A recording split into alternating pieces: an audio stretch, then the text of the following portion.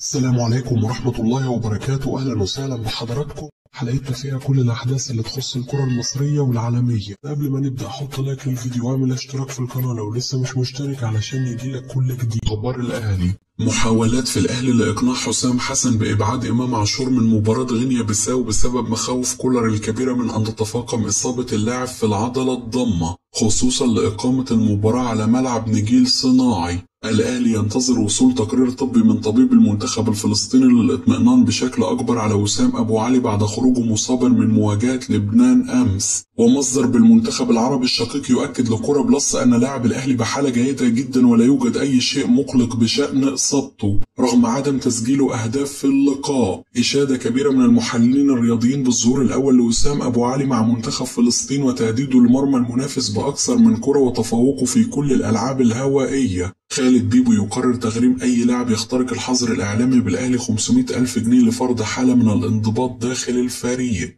الأهلي يتأكد من رغبة كولر في البقاء مع الفريق الموسم المقبل ويغلق الحديث عن قصة العروض التي تصل للمدرب حتى لا تؤثر على تركيز الفريق. ومصدر يؤكد أن ما أثير عن تعديل عقد المدرب ومنح راتب أكبر لم يحدث حتى هذه اللحظة. مصدر بالأهلي ينفي كل ما نشر في الصحافة السعودية عن تفاوض النادي مع أحمد حجازي رغم تأكيد تركي آل الشيخ عدم وجود رغبة لدى المملكة في استضافة المباراة. مصدر بالكاف يؤكد أن السعودية ضمن الدول المرشحة لاستضافة مباراة السوبر الأفريقي بين الأهلي والزمالك. عدل القاهرة رئيس شركة كرة القدم بالنادي الأهلي يؤكد للاعبي الفريق أن المرحلة المقبلة بعد التوقف الدولي لا تتحمل أي تهاون أو استهتار، وأن التفريط في أي نقطة من المباريات المؤجلة قد يقرب بيراميدز من اللقب. محاولات كبيرة في الزمالك لتجهيز سيف الدين الجزيري لفترة ما بعد التوقف الدولي لتجنب غيابه عن مباراة الأهلي في قمة الدوري.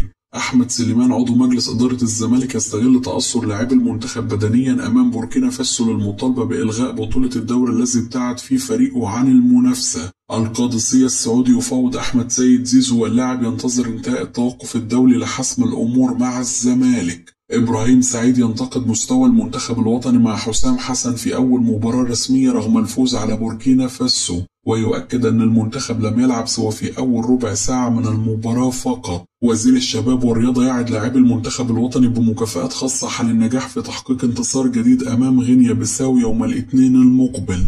حسام حسن يشيد بالشناوي أمام كل وسائل الإعلام بعد إنقاذه فرصة مؤكدة لبوركينا فاسو في الدقائق الأخيرة من مواجهة الأمس. المنتخب الوطني يتوجه إلى غينيا بيساو غدا بدلا من اليوم لخوض المواجهة الرابعة في تصفيات المونديال بحثا عن انتصار جديد لوضع القدم الأولى في المونديال. المنتخب الوطني يستعيد خدمات محمد حمدي لاعب بيراميدز في مواجهة غينيا بيساو بعد انتهاء الإيقاف. النني يشيد بتريزيجيه وتألقه الكبير مع المنتخب الوطني بعد تسجيله ثنائية جديدة وتصدره ترتيب هداف التصفيات برصيد 5 أهداف متفوقا على صلاح. تقارير قطرية تؤكد وجود اهتمام كبير من الوقر القطري بضم تيبو مكوينة لاعب سان داونز. محمد صلاح يحسم جائزة أفضل لاعب في العام بليفربول بعد تفوقه على الهولندي فان دايك. وسام أبو علي تعليقا على ظهور الأول بقميص منتخب فلسطين: شرف حقيقي أن أكون جزء من هذا الفريق وهذا الحلم وأن نصنع التاريخ معا.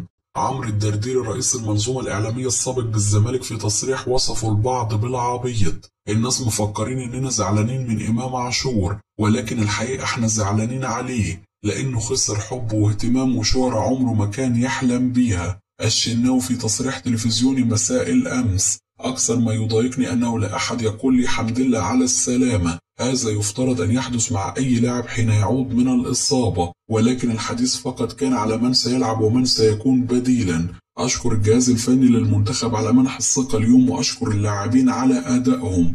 طارق سليمان مدرب حراس الأهلي والمنتخب الأولمبي السابق. محمد الشناوي حارس مرمى منتخب مصر قدم أداء جيد خلال مباراة الفراعنة وبوركينا فاسو بالتصفيات المؤهلة للمونديال، ولا يسأل عن الهدف الذي سكن شباكه في الحقيقة، لأن ما حدث في منطقة الجزاء من زحمة من كلا اللاعبين سواء من مدافع منتخب مصر أو مهاجم منتخب بوركينا فاسو كان سببا في حجب الرؤية عن الشناوي عند الخروج من المرمى. والحارس أنقذ منتخب مصر من الخروج متعادلا أمام بوركينا بفضل تصدي له كرة صعبة في نهاية الشوط الثاني تعد انفراد تام. وعودة محمد الشناوي للمشاركة مكسب كبير للمنتخب وللنادي الأهلي. حلم طولان: أختلف مع حسام حسن حول تقييم منتخب بوركينا فاسو، فالمنافس سهل جدا وكان من الممكن أن نهزمه بخماسية نظيفة. مواجهات منتخب مصر في تصفيات كأس العالم سهلة للغاية، ولا أعرف لماذا نهول من المنافسين. الحضور الجماهيري المكثف في مباراة بوركينا فاسو جاء من حس وطني لحاجة المنتخب لهم، وليس بسبب وجود التوأم. ومنتخب مصر ليس حسام حسن. أداء لاعبي المنتخب في الشوط الأول كان نابع من دوافع شخصية من اللاعبين وليس المدرب، وهذا الأداء كان ردا على التصريحات التي صدرت من جانب حسام حسن والتي انتقد خلالها الدوري المصري ولاعبيه. الضغط المبكر على بوركينا فاسو منح منتخب مصر فرصة للتهديف، ولكن الأداء تراجع بشدة في الشوط الثاني، ولا يمكن القول بأن سبب هذا التراجع هو إجهاد اللاعبين، فهم لم يخوضوا مباريات منذ نهائي الكونفدرالية ونهائي دوري الأبطال. محمود حسن تريزيجيه لاعب مجتهد، والهدف الأول في شباك بوركينا فاسو أفضل من الثاني، ولم يكن هناك داعي لتغيير طريقة لعبنا أمام بوركينا. فالفرق الكبيرة لا تغير طريقة لعبها حسب المنافس أو ظروف المباراة، بل تجبر المنافس على فعل ذلك. إبراهيم حسن مدير المنتخب الوطني. مشاركة محمد الشناوي أساسيا وعودته بعد 4 شهور تحسب للمنتخب الوطني، وتم الاعتماد عليه لخبراته العالية في المباريات الكبيرة، وهذا لا يقلل من باقي الحراس. ومن الجيد أن يكون في المنتخب أكثر من حارس واقف على رجله زي مصطفى شوبير وعواد وبالطبع الشناوي، ولكن شوبير ما لعبش ولا ماتش دولي سواء رسمي أو ودي، فكنا خايفين عليه، ولذلك فضلنا الدفع بالشناوي أساسيا. ولدينا ثقة بشوبير وهو سيكون له مستقبل كبير، ولكن إذا كان شارك وحدث شيء كان سينتهي. محمد صلاح لاعب كبير جدا، ولقائنا الأول معه كان مميز جدا، وصلاح تجمعه علاقة مميزة بالجهاز الفني وزملائه خارج وداخل الملعب، وهو حافظهم كلهم. نادر السيد حارس الأهلي والزمالك السابق. كنت سعيد جدا بأجواء مباراة مصر وبوركينا فاسو، لقد كانت مبهجة بحضور الجماهير، وكنت أرى أن ياسر إبراهيم يستحق المشاركة بجوار عبد المنعم ورام ربيعة بدلا من حمدي فتحي، وحسام حسن تأخر في إشراك عمر كمال عبد الواحد بدلا من زيزو. محمد الشناوي لا يتحمل هدف بوركينا فاسو، لكنه لو عاد نص خطوة للوراء كان من الممكن أن يبعد الكرة عن مرماه بشكل أفضل، وكان لابد أن يحدث تغطية من قبل أحد المدافعين. تراجع أداء منتخب مصر في الشوط الثاني جاء لأسباب بدنية وفنية، ورام ربيعة نجم المباراة من وجهة نظري. لا أعتقد أن الطريقة التي خاض بها المنتخب المباراة هي الأمثل للمنتخب، ولا أعتقد أنه يمكن الاعتماد عليها الفترة القادمة، ومن الأفضل اللعب بطريقة 4-3-3 أو اللعب ب4-2-3-1. ضياء السيد. الفوز على بوركينا فاسو وحصد النقاط الثلاثة في غاية الأهمية، ولكن الأمر يتطلب ضرورة تفكير حسام حسن في بعض الأمور، ومنها تغيير التكتيك بشكل مفاجئ وتغيير طريقة اللعب. فلا يجوز تغيير طريقة اللعب من أجل الدفع بأكبر عدد من النجوم في مباراة واحدة، وكان يجب تجربة طريقة اللعب هذه في مباراة ودية أولا.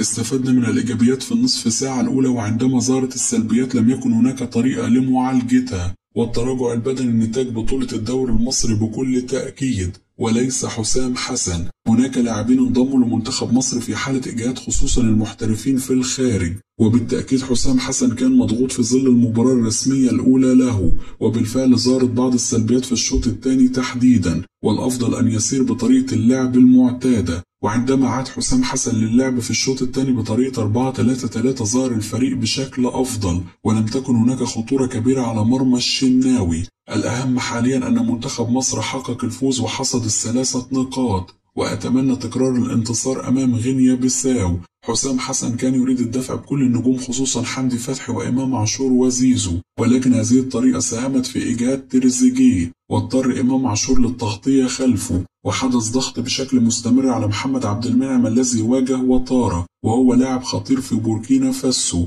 الأفضل اللعب بالطريقة المعتادة 4-3-3 وتضييق المساحات على المنافسين. طريقة 3-5-2 بها مساحات كثيرة وتظهر والمنافس يستفيد منها، ولو لم يتم معالجتها تكون لها سلبيات كثيرة. كده تكون انتهت أخبارنا، وأشوفكم على خير في حلقة جديدة.